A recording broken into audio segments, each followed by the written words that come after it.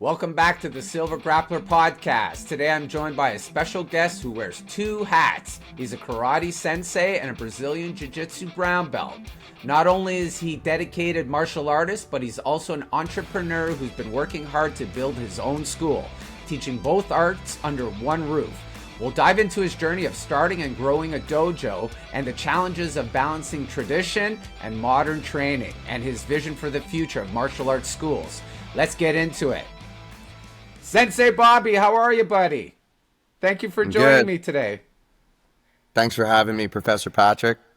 Hey, brother. Okay, that's enough for the formalities. Okay, we're all done with that. Now it's just me and you talking. Bobby and I have been training together off and on for a few years, and he's been, dedicated to. It sounds like your second location right now for your school, right? Yeah. Yeah. This is your second location. But first, before we dive into academies, and I have a bit of experience on that as well. Tell me a bit about your martial arts journey, if you will. How did you get into martial arts? How old were you? Well, I started in karate when I was really little, like 8, 9 years old kind of thing, and did that, on again, off again. Mom was like, you need to learn how to, defend yourself. Sure. Did that for a little bit. Couple of years, and then that kind of dissipated, and then didn't really do much until I was a teenager. Jumped back in as a teen, discovered Brazilian Jiu-Jitsu at 17, 18, and then joined an academy for Brazilian Jiu-Jitsu at the age of 20, 21 kind of thing. And then it's just been clear since then. I also was training some karate in between there a little bit, and then through there at about 22, 23, after a year or two back into Brazilian Jiu-Jitsu, I saw that they were doing some traditional karate. So I go, you know what? I haven't done this in years. Let's jump back in, and that's it. The journey's just been from there. So really, it's other than the karate experience when you were young, you've kind of been training both karate and jiu-jitsu together now for quite a long time. What style of karate? Got two styles. So got the Goju Ryu style and the Kabuto's a similar, it's a Shotokan, but with including of weapons as well. So the traditional Shotokan style, but added with a couple weapons. Actually, just behind me, there's a couple weapon racks here, so you can see. There we go. Yeah. So you definitely know when you swing the wrong way and you hit yourself. So that's right. So tell me a bit about that karate style, though. What is it? A very typical style? Is it mostly hands? Is it mostly feet? What? Well, you talked about the weapon side of it, but more the hand fighting or the combat style. Tell me a bit about that. So very, very traditional style. You can see the modern style is it seems to be more of like almost a game of tag. Like you connect, but you can't connect with too much force. In fact, recently in the Olympics, I think they actually disqualified one of the karatekas for one of the most beautiful side kicks I've ever seen. And it was because the other guy leaned forward. Yeah. It was gorgeous. It was beautiful. And I'm not going to disqualify anyone here for that. In fact, they get an extra point for it. Yeah. So the original style, we do, I guess you could say, the Okinawan, from the island of Okinawa. So it's they hit to kind of finish. They hit like each. That's the traditional. They say, I'm going to punch you in the stomach. Yeah. I had a sensei tell me I'm going to punch you in the spine. And it's like, wait, my stomach's. Yeah. So you kind of realize, getting hit in the stomach's one thing, getting hit in the spine while it's a totally different dynamic. Everything's going through, whereas here they tell you to pull back. It's a lot of pulling your punches back in North American style, whereas it's going through. You notice when they do the board breaking and things like that, it's always through the board. So what happened to karate? Like, again, we all kind of grew up in the heyday. I'm older than you, so I remember Chuck Norris, and I remember full combat karate fights like from the 70s and early 80s. And man, like that was crazy. That was back in the day when everybody was like, frick, karate is awesome. Chuck Norris is the man. Like he really was. Like, what happened to karate? Like, why is it gotten so watered down? I don't have a proper answer for you. Like, I wish I had a proper answer for you. I think, to be fair, is that we've kind of catered to the new style of modernism, and we're going to be mentioning that word a lot. Traditional, the pussification of martial arts. Is that? Yeah, it's almost as if if let's say we take a Coca-Cola, for example, and that's the karate.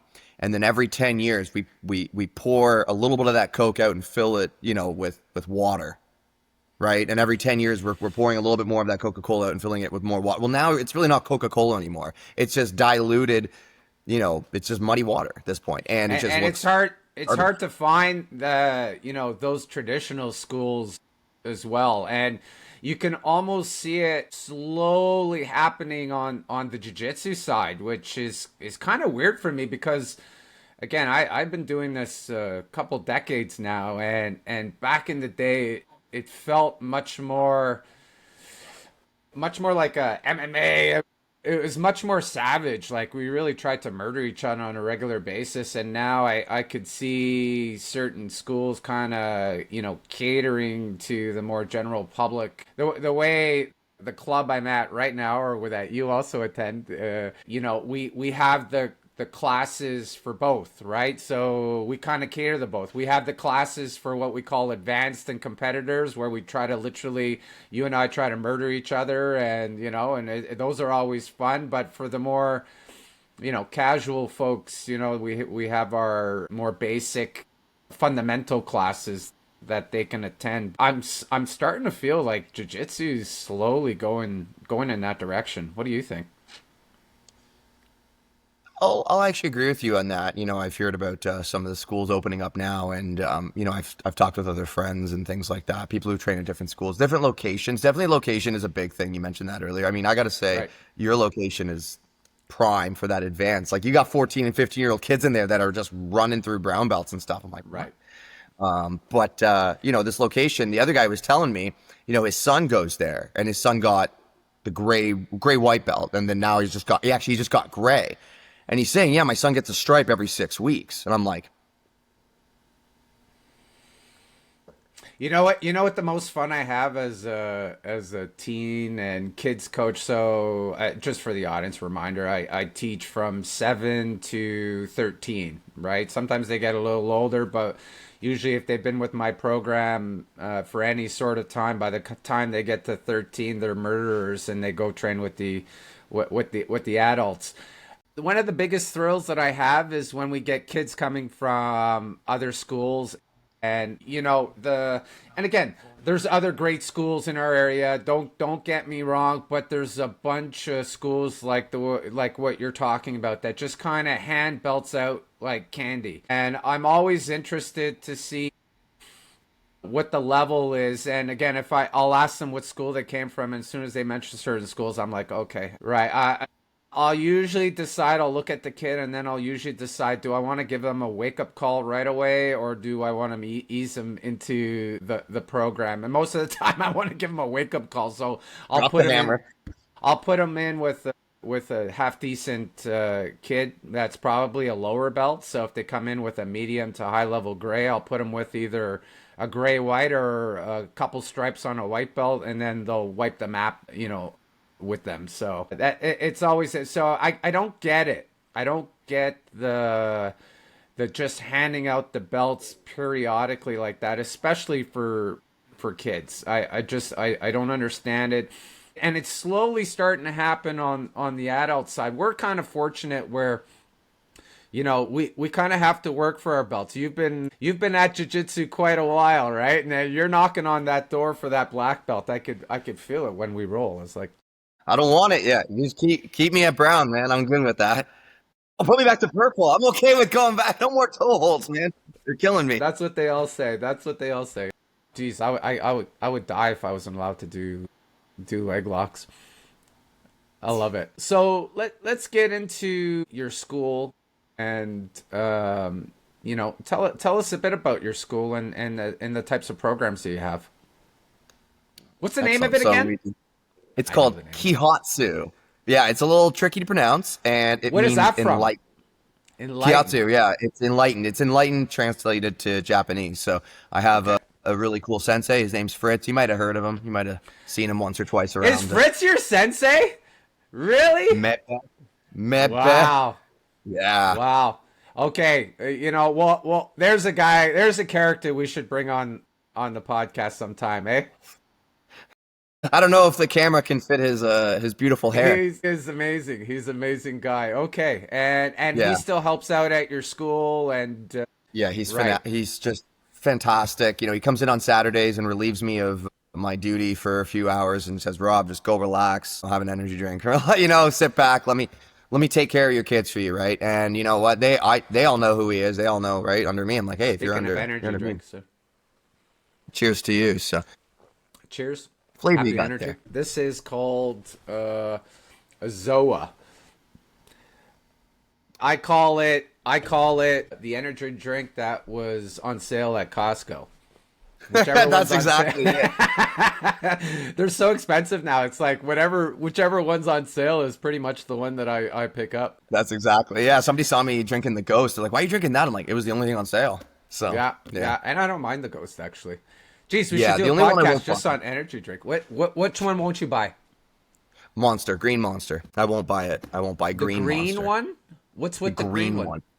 It's just the Okay. base, like it's like cough syrup, man. Yeah, yeah, yeah. Yeah, And it just some doesn't of the do anything. It Monster just is. doesn't do anything for me.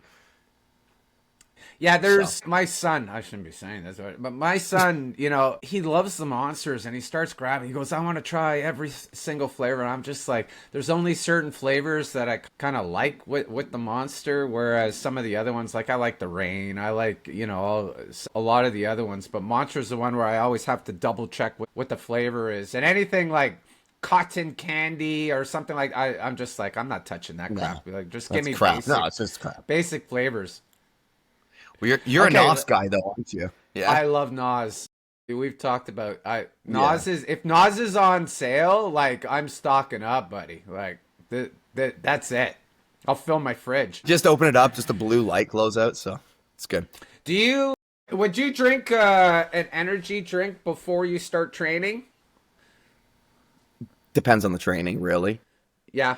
I would say yes, but also depends on the time. I don't want to start pounding an energy drink at 6 in the morning. I wasn't drinking an energy drink for jiu-jitsu. I'll tell you Right. that. It was just water and bananas and strawberries, right? Well, the bananas and strawberries were separate, but it was just water, right? Maybe a Yeah. coffee if I'm ready to go. But afternoon training, when I did like the comp training, and even if it was 10 a.m., I don't mind throwing back one, and then I can put down the water, just. But I don't want to drink too much of it beforehand. I find I get a very dry mouth while I'm rolling. Yeah, my So my heart rate tends to, maybe that's because I'm an old bugger. My heart rate tends to get really high, right? So if I do want to, pick up my training, my heart rate elevates rather quickly if I have an energy drink right before. So usually I kind of I just sort of save it for after practice and getting ready for work or whatever I have to do. It's usually when I have chores to do or work to do that I like to pound an energy drink and get her done. yeah, just push yourself through that shit and get it done. So So I so hear you. let's spin it back to Oh your yeah, school. sorry about So that. you're doing no, I'm the one who diverted. So you're doing both the karate and the jiu-jitsu. So for the karate side, adults and kids, you're Yeah, doing. Do yeah, you separate and if you could dig in just on the karate side and then we'll talk about the jiu-jitsu in a sec. Do you yeah. kind of have a specific program that you have in mind? Do you mix katas with, do you even do katas? Do you mix katas with sparring and regular training? How do you structure your kids and adult class? Okay, perfect. So I'll start off with the smallest one, which is the little 3 to 6 year olds, right? They're called little Whoa, ninjas. 3 to 6? Yeah, yeah. Search it up though. You can look at our Instagram and see the Well, post. send me a video and I'll add it over here while you're talking. Let's show them what your three and Sounds six good. year olds look like. I'm not going to touch the computer just yet because it took us a long enough time No, to not get yet, here. not So yet. Yeah. that'll be after. Yeah. But so the biggest thing with them is, like a karate alphabet. So for instance, the ABC. So that's the first thing they learn: agility, balance, coordination, right? Discipline, effort, focus. Of course, it goes on. I'm not going to sit here and list the whole alphabet of it, but you get the idea. And the idea is every day they come in, and I just want them to listen a little bit more. You're not going to get their attention for more than 5 minutes. So I have a 5 minute on, 1 minute off, right? My goal is if I can get them to stand in one place roughly for 5 minutes, do the drill on the spot, then go and grab a water, come back, wash, rinse, repeat. 30 minutes, you know, times that by 30 minutes is now gone by, and there's the class. Parents are happy, they're listening, but better. Routine 2 or 3 times a week. Eventually, it'll just click, and they'll just not have to be told, no, I told you to stand on the spot, you know. So you can see we have the wall mats here as an example. I'll put hula hoops specifically in front of the mats, close enough they can hit the mats, but not, they have to stand in the hoop. But some of them will run right past it into the wall, and they think it's funny. That's not okay. I said to stop at the hoop. Let's do it again. And the parents are like, this is amazing, because it's teaching them not to go through the red light. They have to stop when they say stop. Yeah. So that's just an example of that. And of course, they learn their basic punches and kicks and all that. But in order to throw a proper kick and a proper punch, first you have to listen, and all that. It's all incorporated into it, but each and every day we try and make that better. So that's just the 3 to 6 class. Yes, we do kata with them. That's a whole other battle itself. But that's when they kind of get a little bit further along, you know what I mean? And I have an advanced class where they have like the stripe in the middle of the belt. Once they've reached that, that's when they'll start performing and following along. And then eventually 6 and 7, once they've been doing it for a couple of years, they'll graduate into the next program, which is what I'm going to discuss now, the Karate Youth program. So I have 7's kind of that weird number. Sometimes they can be a little immature, so they might be doing the ninjas. Sometimes they can be like a super military style mature and just, you know, ready to go. 7 is kind of that hit or miss age. 8 is where I say you start the youth. So now we have our youth program, 8 to 12. Same kind of style as the ninjas, but I expect a higher level of focus.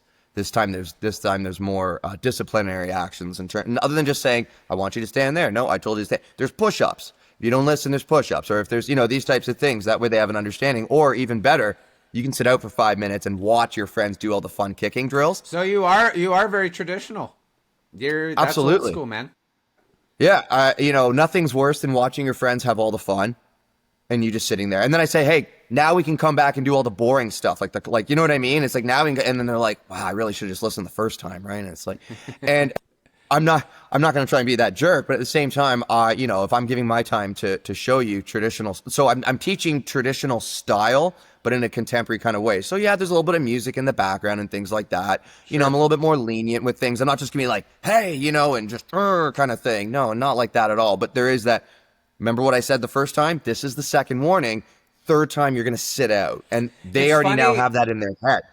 It's funny you mentioned something there, the contemporary or modern style of training martial arts that is music. I never thought of that until you just said it. Like, yeah, in the old way, you know, there would be no music. It'd be the sound of nature, and that's watch out, wow. Yeah, like, no, that's very cool. I've never equated the music to a modern style of training, but that's very interesting. Yes, you're absolutely right.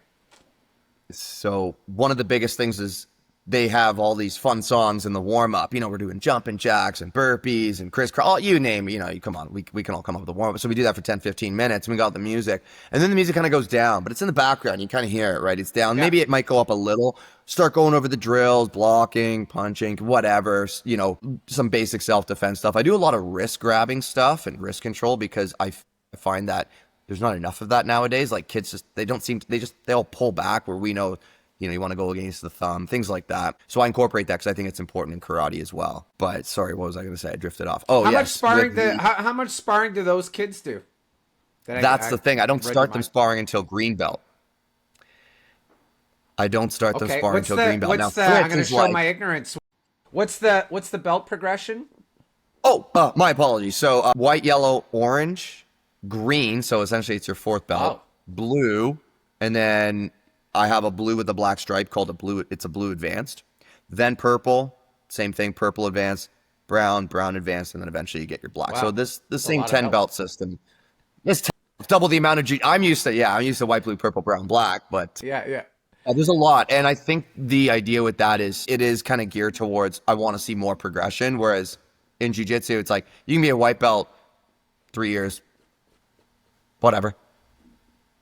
Doesn't matter to me. I didn't care. Maybe not for the kids, but yeah, I could think of a few. That's it. It's not for the kids. They want to see a reward, and that's the other thing too is that we do those stripes as well in karate, but we never used to.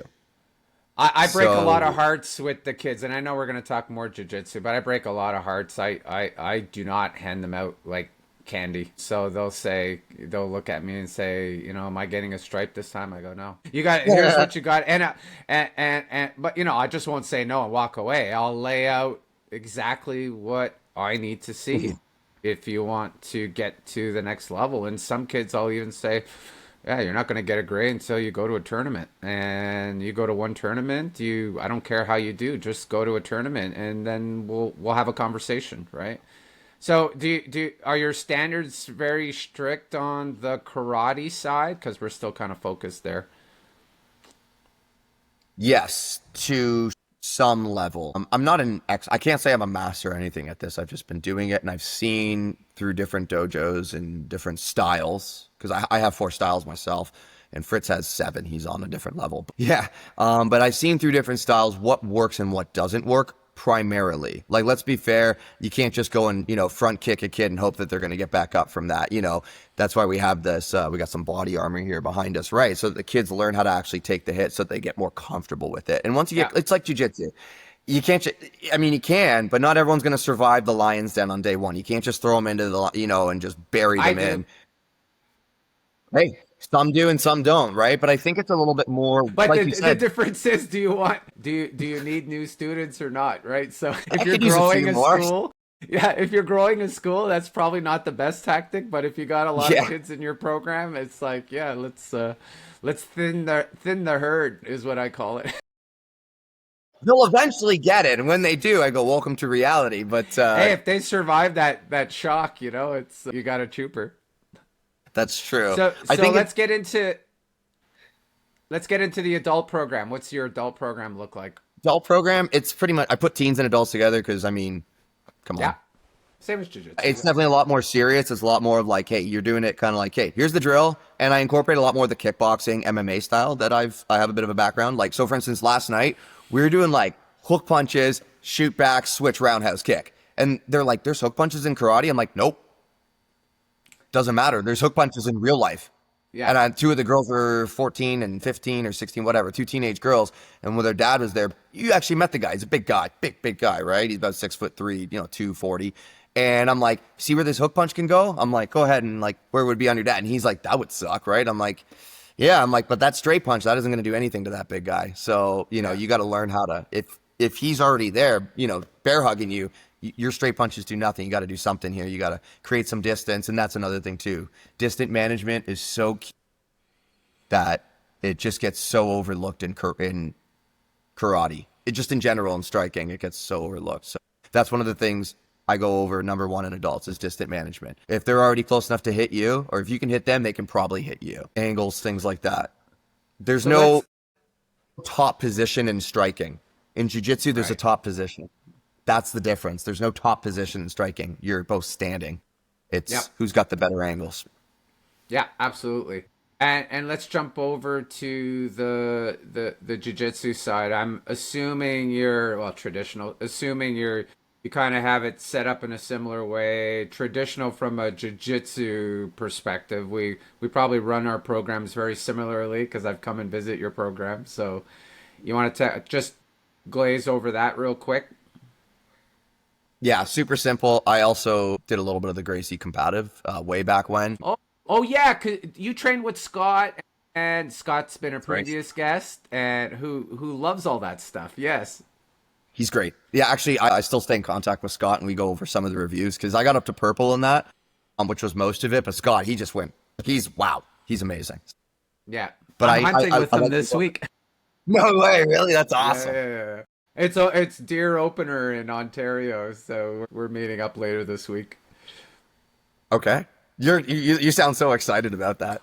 This is hunting season, so folks, stay tuned because I'll be doing some live casts from the tree stand and talking about jiu-jitsu and hunting at the same time. My 2 favorite hobbies in the universe. What makes it even cooler, Bobby, is my son will be in the tree stand with me, so I got the best of the universe with my boy and talking jiu-jitsu and hopefully catching something. So I'm super excited about that. Anyways, I digress. So sounds awesome though, man. Dude, I'm so stoked. I love family hunting in nature. Yeah, it's everything.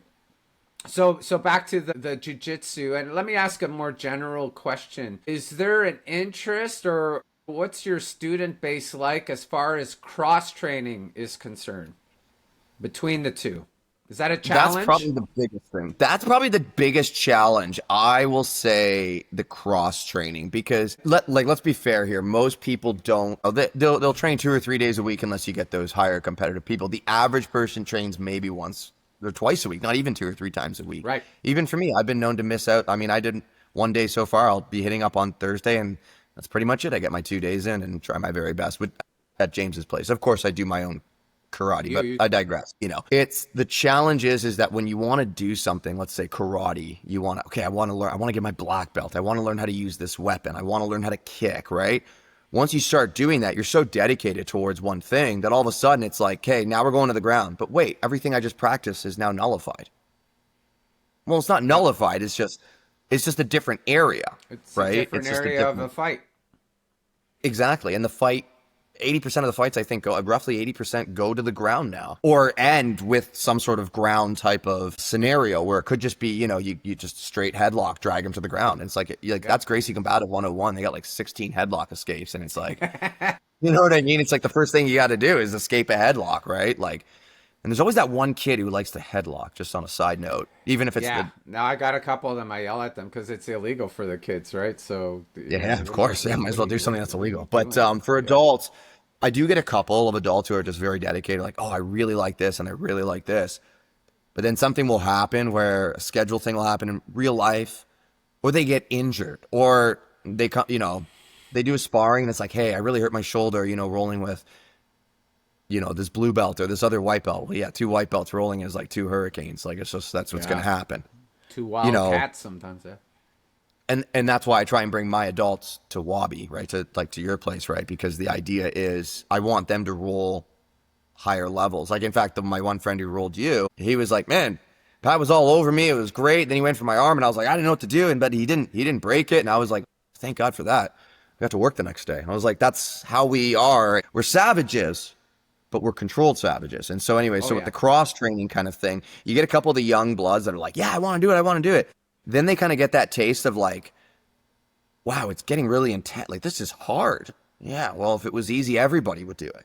Like, I thought I wanted to do it. I had a couple of amateur matches when I was younger in my 20s and stuff. My first one, I won in less than a minute. My second one went the distance, and I had a concussion for like a whole week. I was done after that. I'm done. I'm done. And they were I had the helmet on, man. Imagine I didn't have the helmet. I was done right after the second match. I realized right away, I'm like, this is not what I want to do. Because there's no, if every match was a minute, great. That would be amazing. But it's not going to be like that. Yep. Right? So, yeah. So it's just like life. If every day was perfectly, you wake up, your hair's perfect. You don't, you know what I mean? You're not hungover, whatever, right? Kind of thing. Sorry, give me 1 second. There's something just over there. Yeah, so the cross training, it's difficult, but when you get the ones that are there that are really committed, they'll be there 5 days a week, 2 days on this, 3 days on this, and that's awesome. It makes sense though.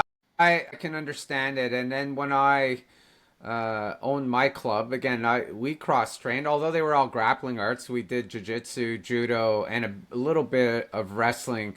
There was definitely the judo crowd, and there was definitely the jiu-jitsu crowd, even though they were more closely aligned than karate and jiu-jitsu.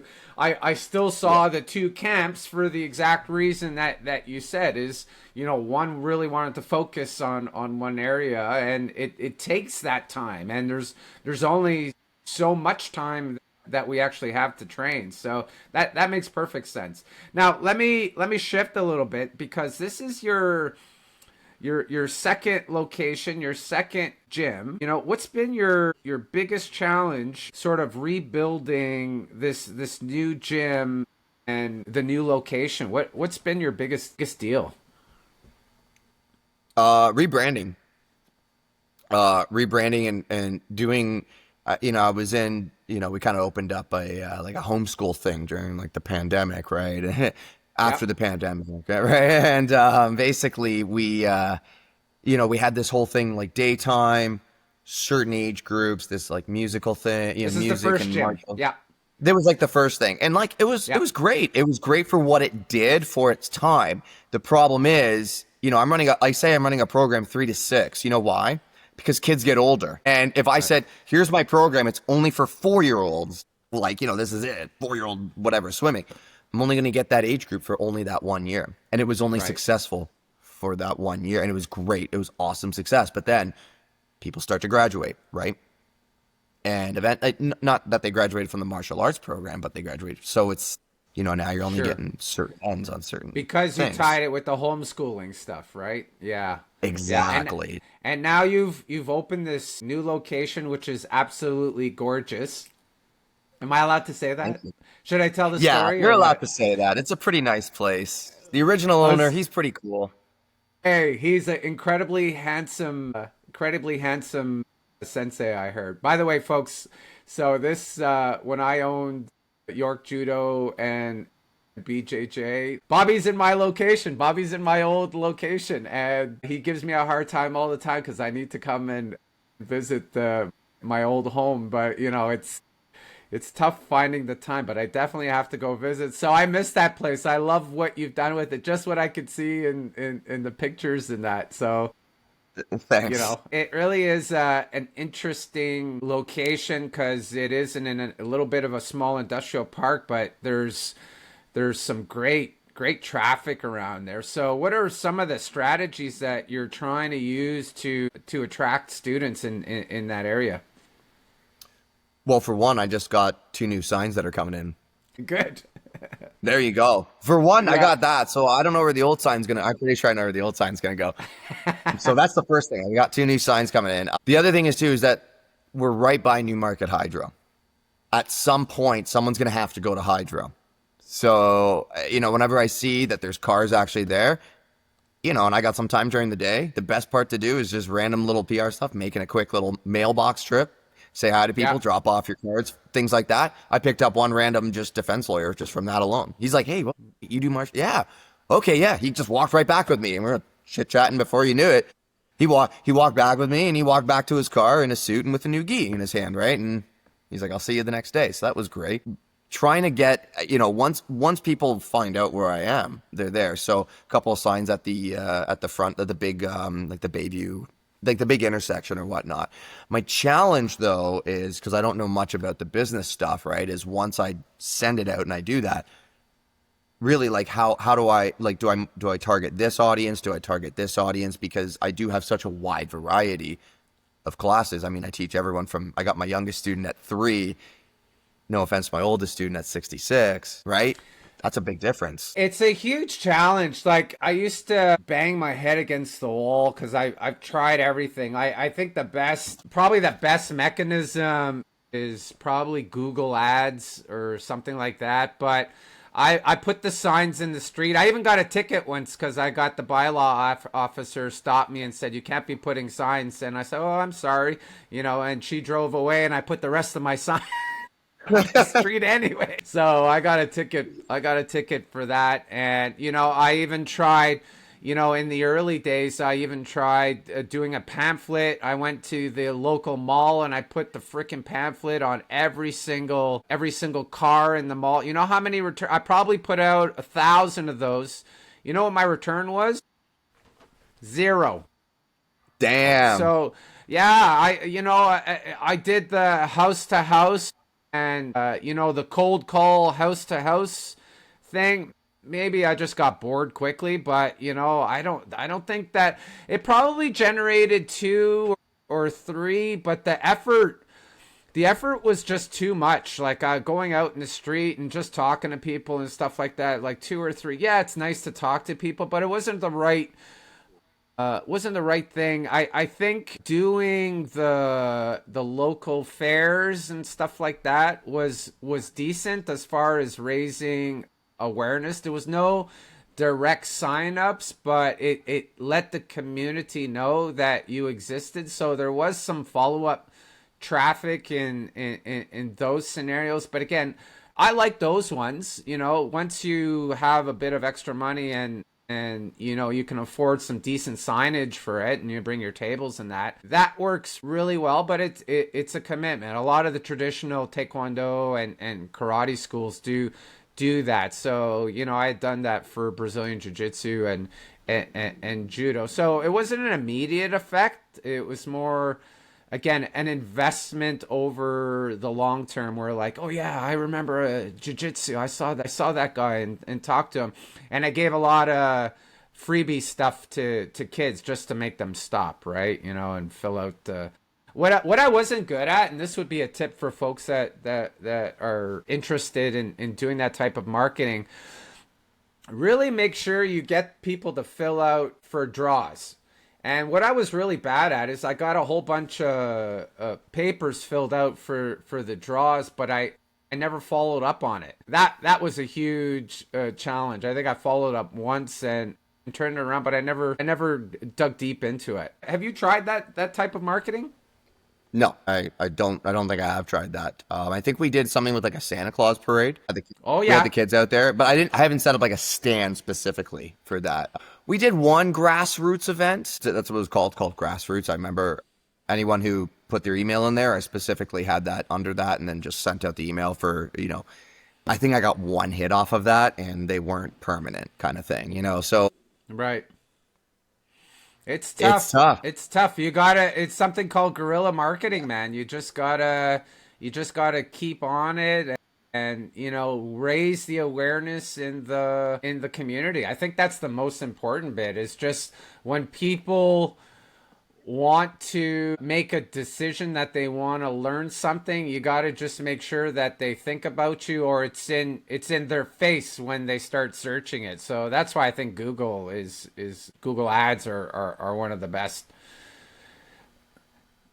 Okay, so I want to shift a little bit again, talk a bit more about the blending of karate and jiu-jitsu.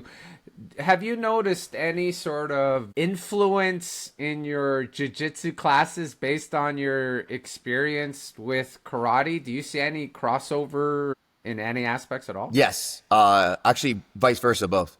By far. Oh, yeah. Okay. Ooh. Wow. So, sorry, which one am I going to talk? This one first. So, anyone you want. So, I've definitely, with jiu-jitsu, I've noticed, we know how fast a good solid choke can end the match, right? Yep. And I say this in karate, it's like, for striking, you could break an arm and still fight. Right, kind of thing. If you're, not well. In jiu-jitsu, it's like they get you down, they put you out.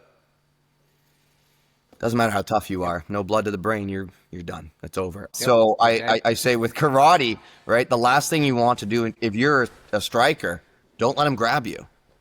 And if you're a grappler, don't let him strike you.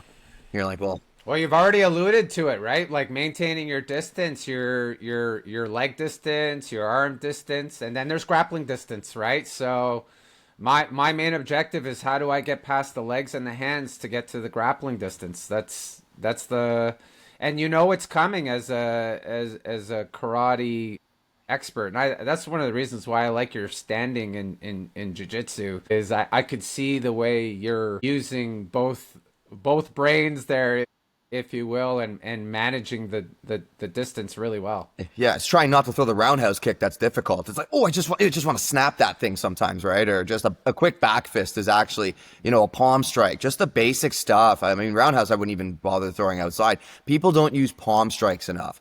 Palm strikes are amazing, and they're even amazing in jiu-jitsu. You can't palm strike your opponent, no, but you can put your palm on their head and push it. That is technically still the same way. It doesn't always work well when you're, passing my guard with a beautiful little double there, but I'll push the head away. With the jiu-jitsu incorporated into the karate.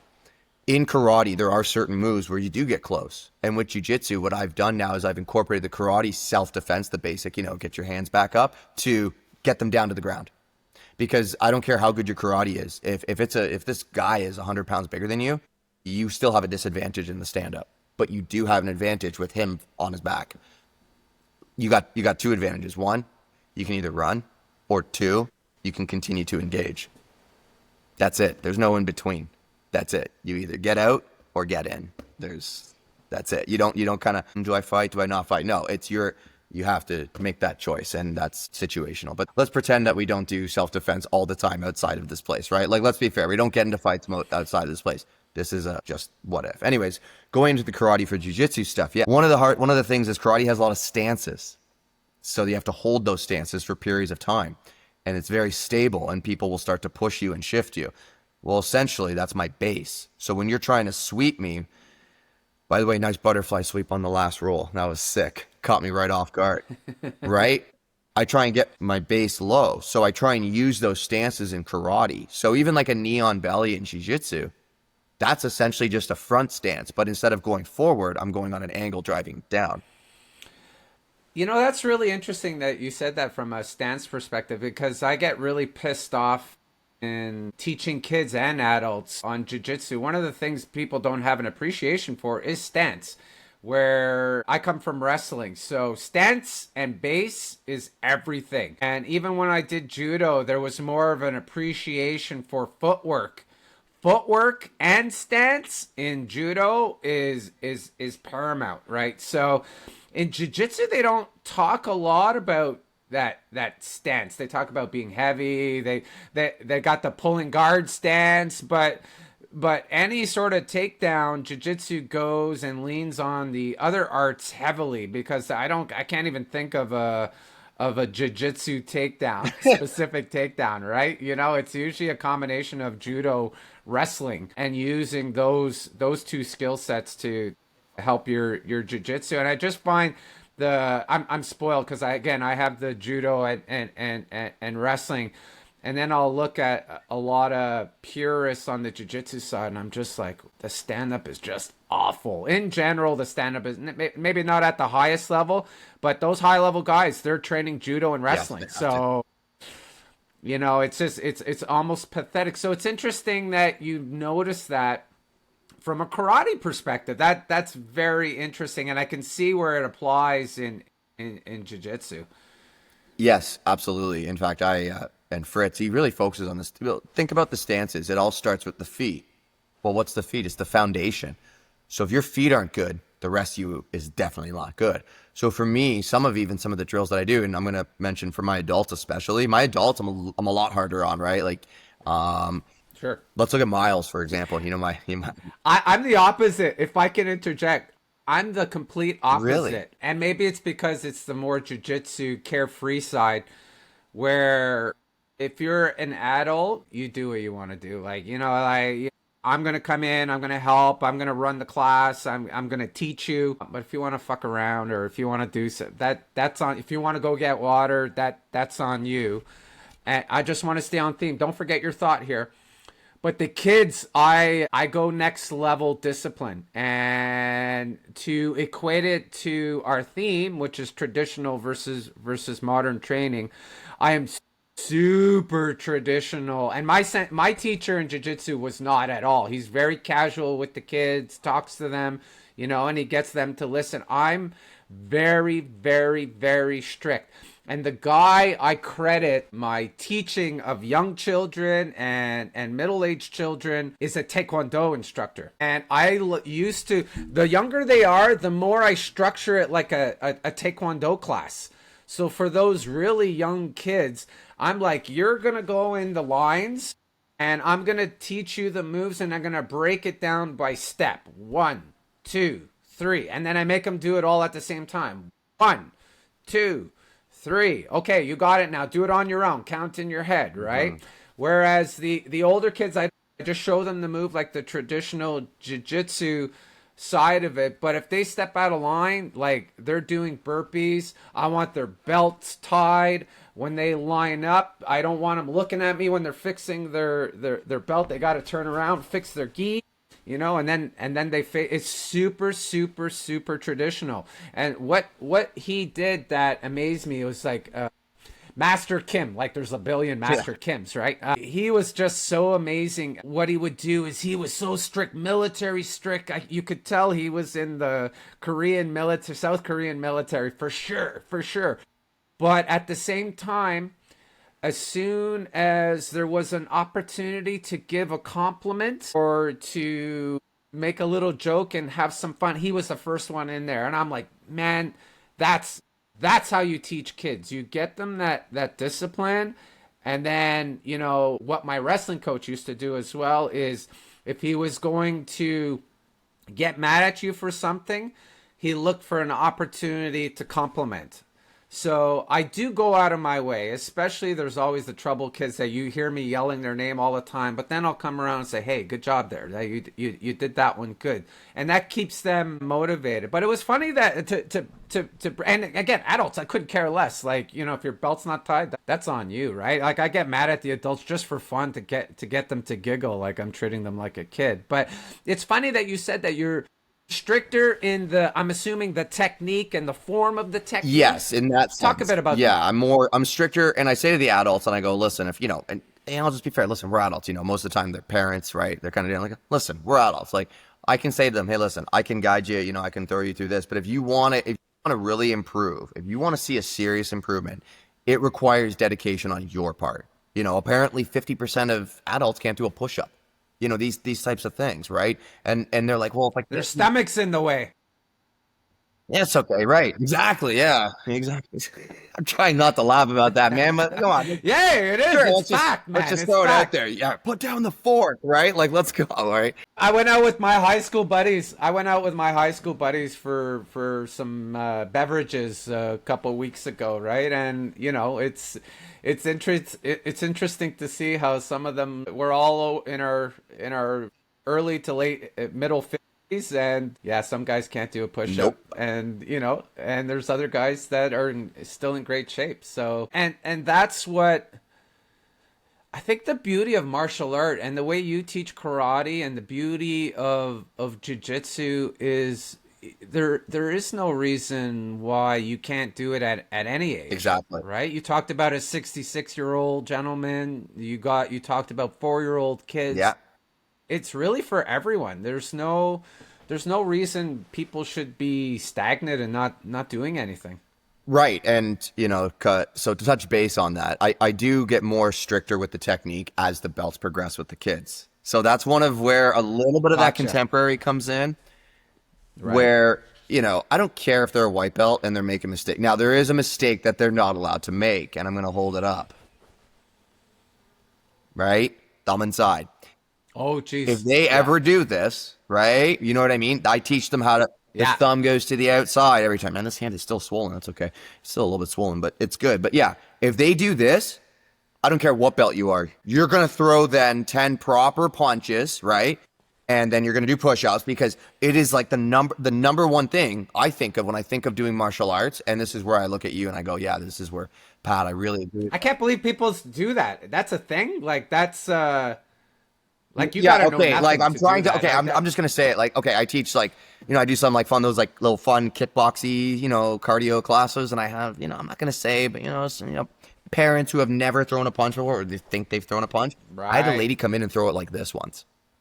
Oh my gosh. She's like, this is how you punch, right? Because I'm like, if you want to break multiple bones, she's like, but then the thumb goes in the eye. I'm like, no, right, yeah, exactly. Wow. That's the shit I'm dealing with. I'm like, I'm cutting that into a short and posting it. That's beautiful. Yeah, that's what I'm dealing with. The old thumb to the eye. If I do this, I get the thumb to the eye, right? I'm like, no. Do you have to twist it? Yeah, exactly. I'm like, let me guess, you wanted to start the car, right? Like, you know what? And give him the fucking finger too, right? Like, you know what I mean? Like, she was out there. Super cool. Surprised. I'm not surprised. Super cool, but like, where did you pause? Oh, sorry. Anyways, so with the technique, I go. And that's reality, right? Like, people don't understand is there's so many untrained people, and they think they're very brave, and they think they can fight. And what I've quickly realized is, you know, I've trained all my life. I'm in great shape, right? I know how useless I am in a fight. I'm 54 years old. I'm deteriorating, but meanwhile, you know, you and I can defend ourselves against 98% of the population, right? You know, but I know we understand the dangers of fighting. avoiding fights, right? And then you got people coming in and thinking they can fight and giving you the death finger punch, right? And it's actually very, let's patent Yes, that, death finger punch, the DFP, the death death finger, finger punch. right? I think she might have even That's had it right. through the middle. I'm not. I don't. All I know is that she had her Wow. thumb and it was through the fingers. double. Yeah, just right. Like, Oh wow, that looks deadly right yeah, there. I know. Here's Like, the- here we I'm gonna go. Post that. Like, okay, like this is common with kids because kids are gonna. Yes. That's super common. Yeah, I get rid of I get that, it. and then if they, if they throw one stupid one in there, okay, show me 10 proper ones, and I'll hold my hand out and make them, you know what I mean, punch the hand, right? 'Cause they'll feel it right away. Oh God, I can't even do that. It freaks me out. So it hurts. it freaks just me. It's holding just, it like it's unnatural. So technique, I get stricter as the technique goes. So I have, Okay. I have one of my girls. She's a purple belt in karate, so she's been doing it for about 5 years now, right? Now some people are like, why she doesn't have her black belt? She's not getting it for another 2 or 3 years. Oh, it's so nice to hear that. She's not getting it. Oh, she's great. She can use the bow. She can use the size. She kicks like a freaking beast. In fact, I showed you the kicks. You were like, oh shit, yeah. Yeah. She kicks like Thunderous. yeah, Thunderous. they I was actually really snap impressed. and they hit. I don't care. She's still only 12 years old, and she needs time before she's mature enough to wear and become a black belt. You don't just wear a black belt. You become a black belt. That's how it is. And I only have one black belt, and he's been training for 14 and a half years. So let me ask a strange question, and please be honest in your perspective, because different traditional martial art view black belts differently.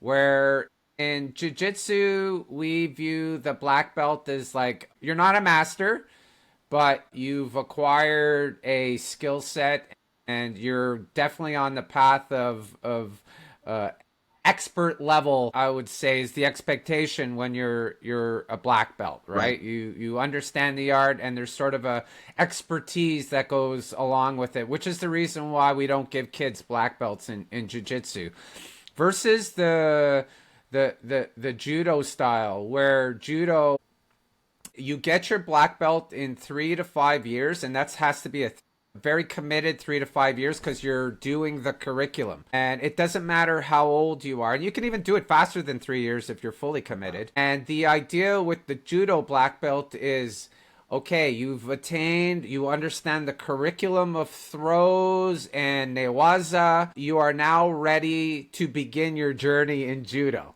because you understand judo. So now we begin. Right? Where are you from a karate perspective in that spectrum, and where is karate as a whole in that spectrum? Big question. That was a handful. Let me see if I can. That's a ChatGPT Good one there. right? And I'm wait. That's why I have it open right now. Right? No. First things first. Definitely depends on the school. Number one. I've heard karate black belts being given out as early as 9 years old. What? No, I'm sorry. No, a black belt is taekwondo as yeah. well. No, I heard about that with taekwondo. Fritz says if you're under the age of 16, you get a junior black belt. It has it's like a dye, like almost like a dye. Taekwondo has that too. Yeah, which is okay. That I can get down with, but you also have to be 13 as well. Makes sense, Teenagers, yeah. I mean, we see how big 14 and 15-year-olds can get. They can definitely rock that belt. The idea is with the black belt, you don't have to be a weapon. You don't have to be a fighter. You need to be able to defend yourself from the majority of untrained people. I got to say, a 120-pound teen will have a tough time defending himself from a 300-pound bodybuilder. Oh, I mean, I have trouble with the 300-pounder. I wrestled right? one of the guys next door. He came in, he wanted to do some wrestling, so I got him to sign a waiver. Dude's like 210 pounds. I got him down. I took him down. And I'm not a good wrestler. He even put me in a guillotine. I was like, damn, this dude's cranking my jaw. I got out of it, but I was like, a little bit of training and you're going to give me problems because you got me by 50 pounds, right? So when it comes, let me double back here. I would say, yes, you are learning at karate, the style that we're doing with the weapons. I incorporate the weapons actually at the blue belt level, but you don't learn how to really do much other than here's how you bow with it. Here's how you swing with it. Here's the rules of holding it. If you break those rules, the weapon will hit you. I say the best example is the bow. It's the best sensei in the dojo. I'm not the best. No offense, Fritz. You're not the best. And Fritz even says it too. He's like, yeah, the bow's the best.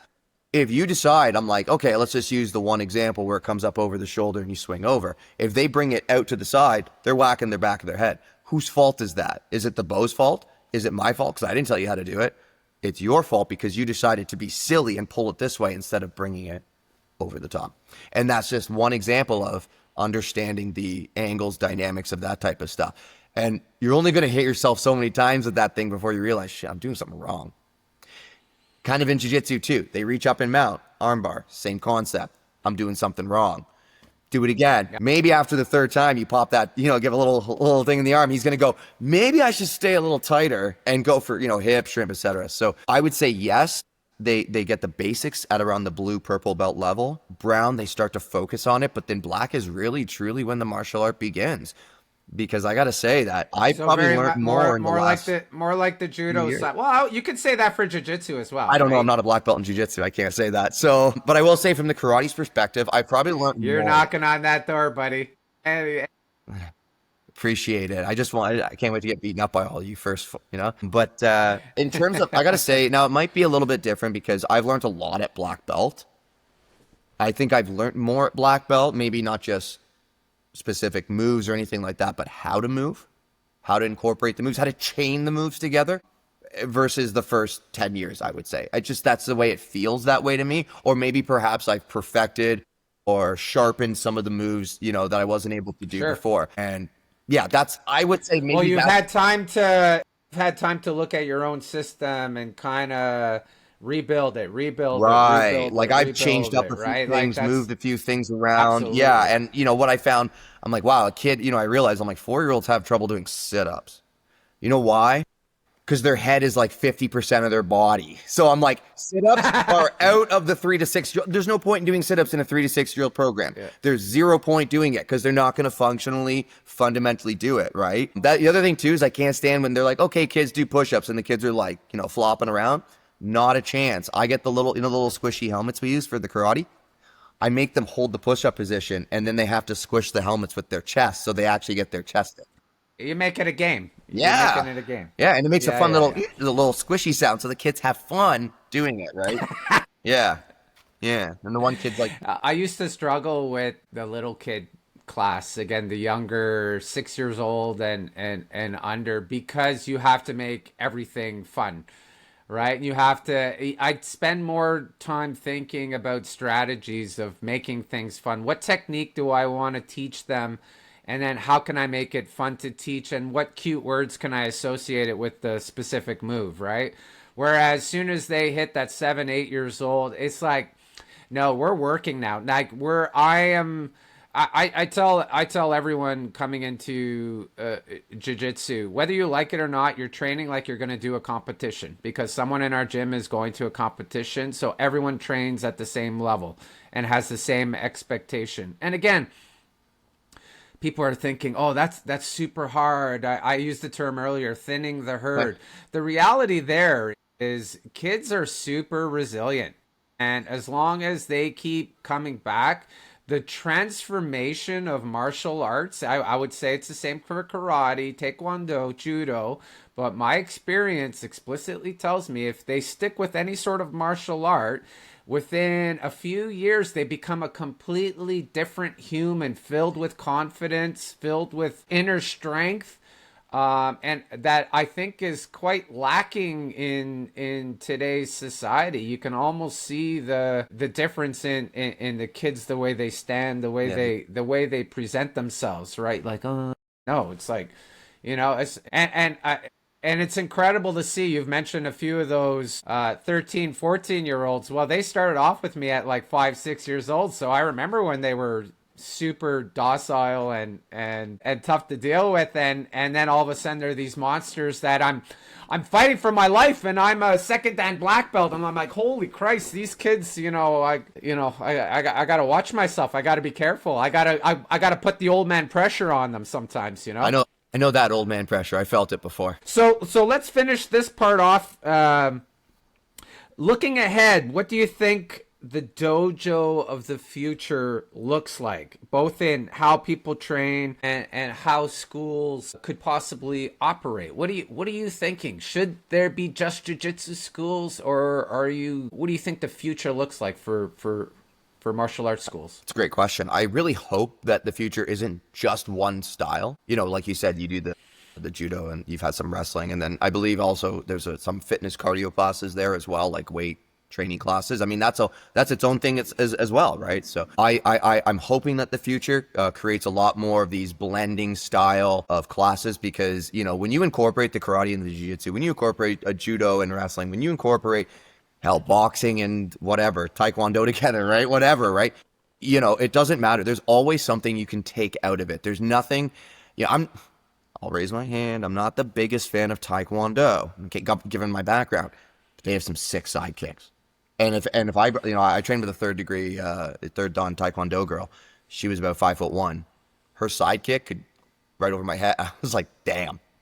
And just my spinning back kick was pretty cool. Yeah. Like that would surprise people. To the solar plexus was always I enjoyed my time in taekwondo. Absolutely. But I could still kick.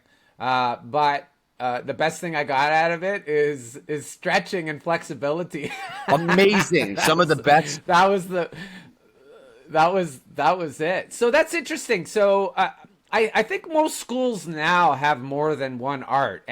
And what I like about what you're doing is you have a very old school karate with sort of the modern jiu-jitsu flavor. I love that. I would have loved that back in the day when I was doing, taekwondo. In our school, yeah, we have the cardio stuff and weight training stuff, and we have boxing and that. I guess a lot of gyms have the MMA / jiu-jitsu, but I don't think the beauty of the traditional martial arts can be discounted. I think karate can still be amazing if you have the right teacher like yourself and Fritz, not forgetting where karate actually came from. He's very traditional. And like he even throws on the music on his little Transformers speaker he's got, just whatever. Right. He's just like, all right, guys. But the moment, like, he needs to start to, like, that music's off, right? Like, we talk about that. I think you mentioned that kata earlier. When they're doing that, I don't put music on for them. You're not singing and dancing. And then some of them, they're just moving. And I go, no, this is not, anybody can just go, ho, and you know what I mean? I hate katas. I'm telling you right now. I'll tell you to your face. I hate it. I hated it in taekwondo. I was great at them, by the way, but I felt you felt like you're dancing, wasting my time. Like you're dancing, like you're just, I'm wasting my time. So, I'm not. I want to fight. I'd rather spar for freaking an hour than do a kata for. Let me 5. send you a couple videos after this where you'll get something called bunkai. Bunkai means the application, and you can literally see the kata in a fight and them actually going at it. Like each move. When you do it, it's supposed to be like the most powerful. Like you're supposed to do one kata and be stoked. I get it. Right? I get it. Hey, that's okay. No interest, man. I'd rather fight. I'd rather. Same. Yeah, I know you're the same. I'd rather. The most I got from taekwondo is the sparring, and I live for the sparring, and that's where I learned the most. Where I got kicked in the chest, I got fucking almost knocked out. Yeah. Right. So I've been hit a few times, as you can see. One little nick up here, one up here. Yeah. I will say one thing with the katas. We talked about the stances and the foundation. This is my one thing. Yes. There he's being positive. This is where I say, this is why I'm like, and I always spend 10, 15 minutes on the katas each night. It's not that much, right? Some places they spend, I'm like, I'm not doing it for hours. I'd rather have you guys hit shields or kick these walls, which is awesome. Yeah. The stances, if you can hold those stances, you are strong. Point. And if you can hold each stance for like a minute and then you do those 20, 30 moves, you're fine. You're not going to Great point. I didn't really think of that. And the movement to the next position, maintaining your balance and stance is I completely agree on that. I didn't really think of that. You're on the next one already? Oh, geez, I know, man. What's going on? I told you I was going to try and get that. I know. I already had a big giant one. This is the one I had before we started the podcast. That's the rain one. I love that one. This was the preparatory energy drink, and now we've moved on to a smaller. That's fair. You didn't catch the sale then that I caught today, so. No. We'll talk offline. Yeah. So great point on the kata. Like, I might need to rethink this. I might have to rethink. I'd like to actually sit down with you, maybe even on Thursday, and actually show you the difference of what I do in my traditional kata, because I think what you've seen, and I'm going to agree with you, 99, or I'll even say 95. Let's say 95% of the kata is just moving through the motion. Fritz and I, we actually, like when you do a block, right? Like let's just say an uchi-uke, middle block outside, right? And you're coming up that way, right? And it comes through here. Fritz will throw the punch at you. Yeah. And if you don't, no, I get right? it. And if you don't block it, then that's, yeah. But I get it. Like obviously you're trying to time it. But in terms of the other thing is too, Fritz will just walk up and just kind of like throw a shoulder. And if you're falling over, your stance is up, right? So that's one of the things I do that. I do that in the stance for this because that's what my wrestling coach used to do. I make fighting stance, and then I go over and I give them a little push and see how they're doing. Right? If they fall over like a sack of shit, then I know exactly. Then I know their stance is horrible. What the fuck are these potatoes? And again, I think that's one of the biggest takeaways I'm getting from today's conversation is a deeper appreciation for stance and how important it is across all martial artists and martial arts, and every martial art brings its specific strength in certain stances. And I'm fascinated. I think I need to think about this more and see how it applies. Again, I'm big on stance already. Didn't realize how big until I started talking to you about it, right? I just yelled at a kid yesterday about that. So I've got a few more closing questions here because this time's flying by. Yeah, sorry. Incredible conversation, man.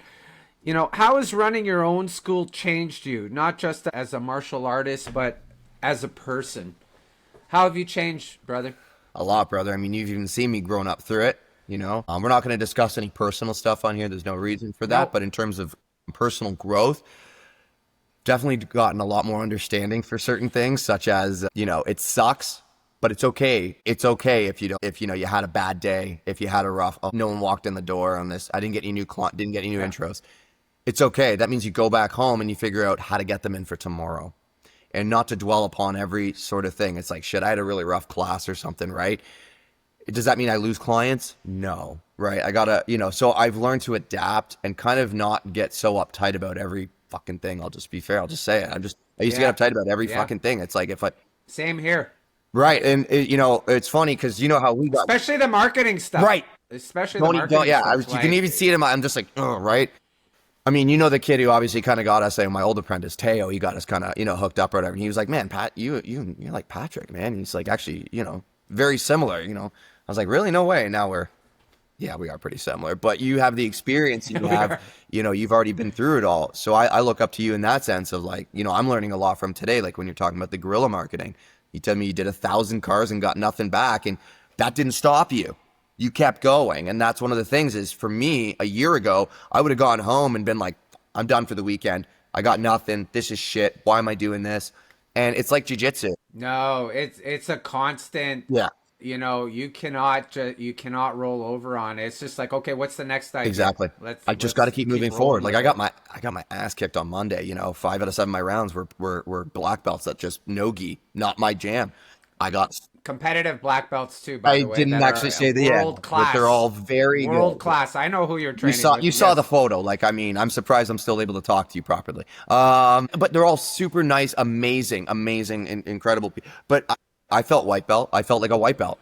Meanwhile, I got, they were all telling me how good defense was and I was getting out of this and moving through this. But it's like, man, that's 15 years of jiu-jitsu going, okay, I can recognize that I'm doing okay. This is my year 2 of business. First year was like, oh my goodness, right? So now I'm starting to go, well, what would 15-year me in jiu-jitsu think? I get knocked down to the ground, big deal. Move. Just because you get thrown down to the ground doesn't mean you stop moving. You keep moving and find a way to either get back on top or get back up. That's it. So that's my biggest thing, is not getting uptight about every little thing. That's probably my biggest growth.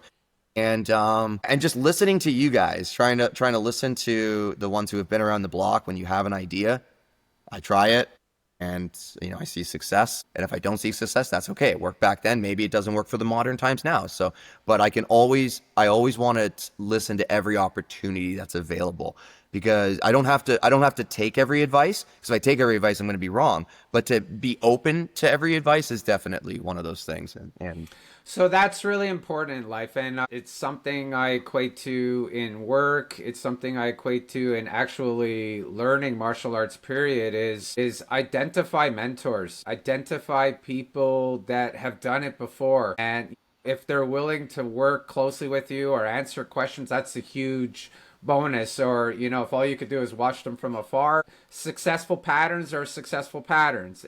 And if we can mimic those, it will only edge us towards the light, to the right direction, if you will. And again, because, was I hugely successful in opening 20 schools? No, because that wasn't my goal. My goal was to open up a school and make it successful, and I did that. And I for me, I had other plans, and I went, check, my dream done. And now I feel honored and privileged, because I'm one of the main instructors at my current academy, and I get to help someone like yourself who's really getting going in having the gym. And not all my ideas are great, but man, you asked me the question, and then you and we end up sitting down on the mat instead of training. We're having a whole conversation about whatever the problem we were trying to tackle, and I love it, right? And it feels great to be able to do that. So folks, find a mentor,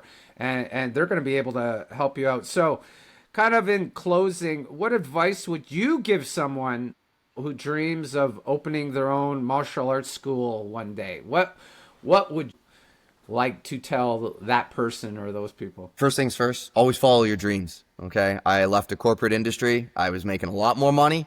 No doubt about that. We all know that. And I could have stayed in corporate, and I could have been doing my 14 hours a day, and I would have gone home with, full briefcase, but really not feeling great about myself at the end of the day.